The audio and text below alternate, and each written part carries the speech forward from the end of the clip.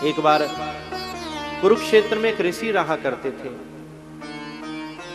सदग्रस्त थे, कभी भिक्षा मांग कर नहीं भोजन करते थे, खेतों में जाते थे, जो अन्न के दाने गिरे होते थे उनको उठाकर पकाकर पाते थे, परिवार को पवाते थे। कोई साधु आ जाता था तो उसको भी वैसे ही खिलाते थे।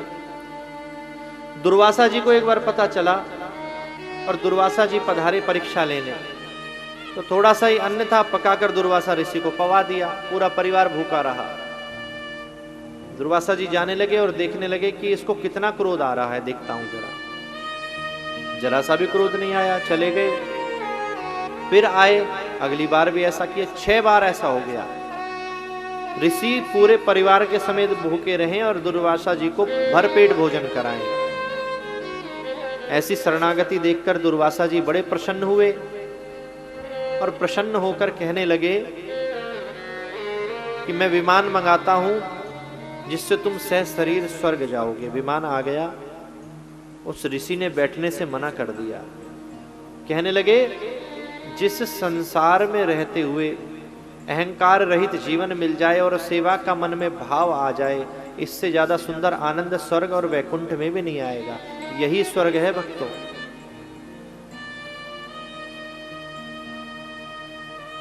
ये कथा जब मैंने सुनी और जब मुझे याद आ जाती है तो हमें अपने पवन भैया की बहुत याद आती है कि मुझे नहीं लगता जैसा भाव इनका वृंदावन की भूमि पर रहकर रहता है, एक तो कभी लटका हुआ चेहरा नहीं देखोगे। आपका मन कितना भी मूड अपसेट है, इनसे एक बार मिल लो, इनसे एक बार बात कर लो, आप अपने आप मुस्कुराने लगोगे। ऐसी वाणी बोलिए मन का आपा कोई, औरन को शीतल करे आपहु शीतल होए। ये भक्त का स्वभाव है, जिसका हमेशा सेवा का भाव रहता, क्या पाऊं मैं, क्या लुटा दूं, क्या कर दूं।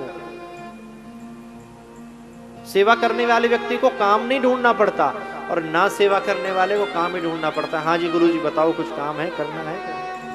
तो गुरुजी कह देते नहीं, आप बताओ आपकी कोई सेवा मैं करूं।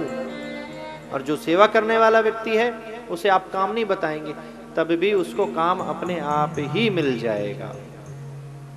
तो जिसका ऐसा भाव है उसके जीवन में कितने भी धन का अभाव हो, उस ऋषि की तरह, पर संतुष्टि अगर जीवन में है, जब आवे संतोष धन सब धन धूरी समान, वह स्वर्ग से भी श्रेष्ठ है, वैकुंठ से भी श्रेष्ठ है। और यही जीते जी मुक्त होना है भक्तों। नहीं, आकाश से कोई विमान नहीं आएगा इस कलयुग में हमको आपको लेने।